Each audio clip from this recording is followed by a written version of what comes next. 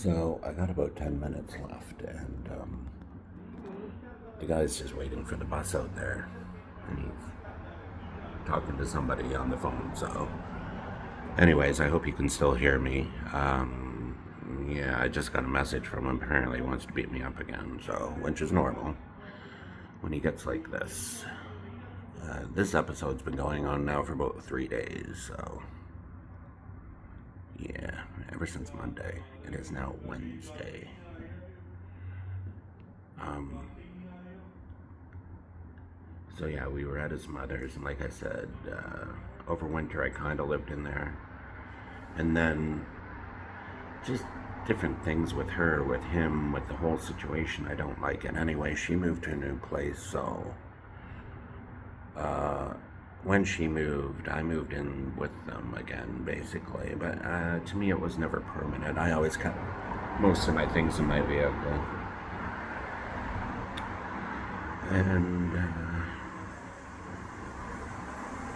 Lo and behold, I just kind of left again, and this time he came with me, and yeah, so we were living in my vehicle. And once again, he starts doing drugs. I'm not sure how long this took from leaving his mother's. It's actually this spring. And moving back into the vehicle full time. But on one of his drug-induced episodes, I dropped him off at his mother's or someplace, at his ex's, I don't know.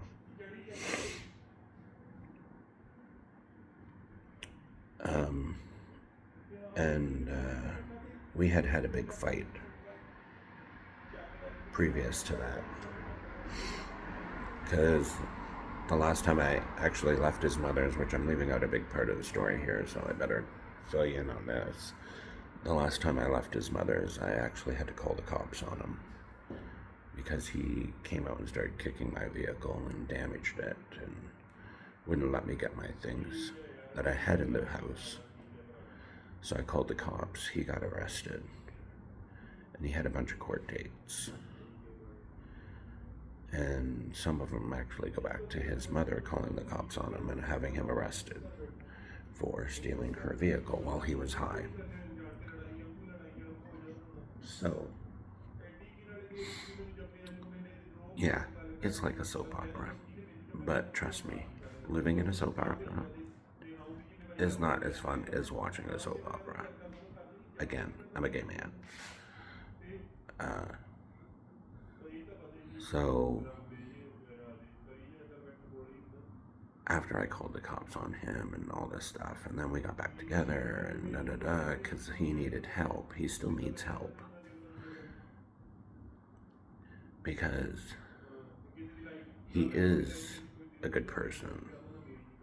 And again, I have to say, I know that people cut people off and do all these things when they're alcoholics or drug addicts or whatever. But you gotta remember that that person is still in there somewhere. And the only reason I say that is because, and this might be an extra video or something at some point, I was a raging alcoholic that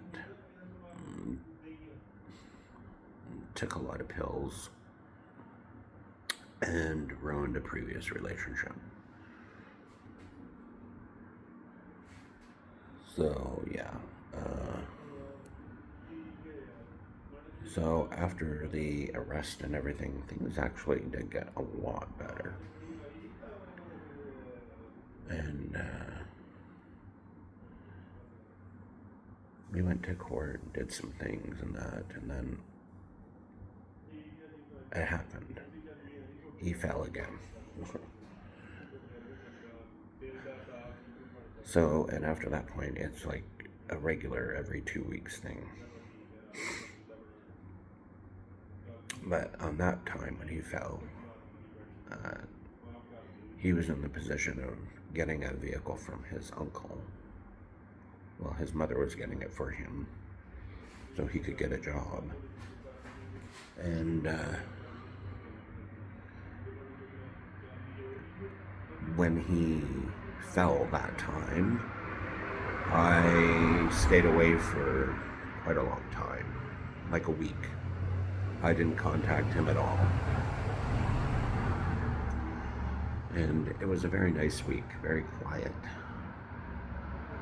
I'm a very solitary person. I love being on my own. And so then he started contacting me and that and being really belligerent at one point. So I told him I was going to have the court order reinstated for him to stay away from me. At which point he phones Ford and tells him exactly where I work and exactly when to find the vehicle there. And then he phones me and says, get prepared because your vehicle's going to be taken away and you have no choice but to come back with me. So yeah, kind of a blackmail situation, but that's how it happened. And lo and behold, it did happen that way.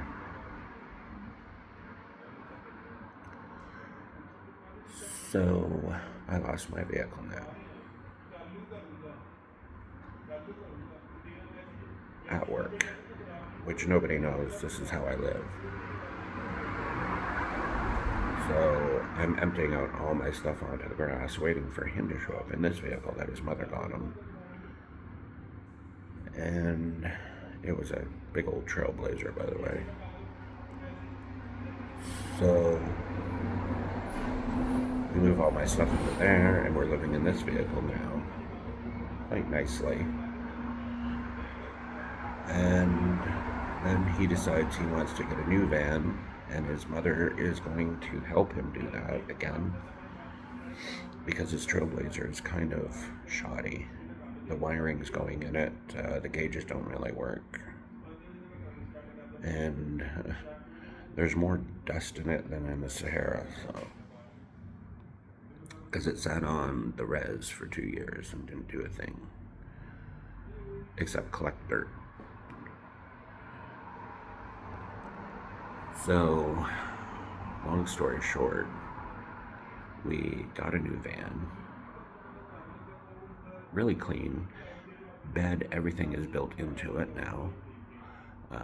We have plenty of storage for all of our stuff. And after we get it, he falls again. This was this past Monday, and we've only had the van for a week, not even. We had the van since Monday, or Friday. So we had the van Friday, Saturday, Sunday, and on Monday and yeah, so also on Monday, the starter blew up in the van. So that's where we are. Now the van is parked at his ex's on one end of Calgary. I work at the other end of Calgary. And all my clothing is yet in another spot in Calgary.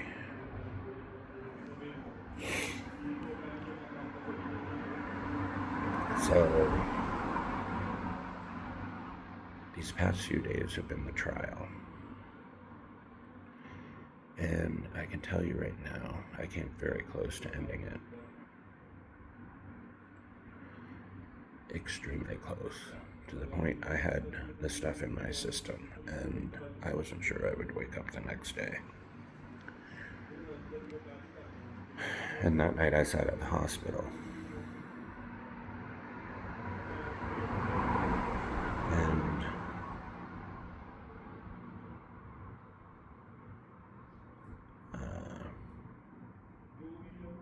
yeah, I was at the hospital, and now I'm not. Now I'm literally on the street. So from this point, I don't know what I'm doing, but I thought I'd just start documenting everything. So in the meantime, he's texted me, he's telling me he's sending images of pills and stuff to my work, saying that I stole them.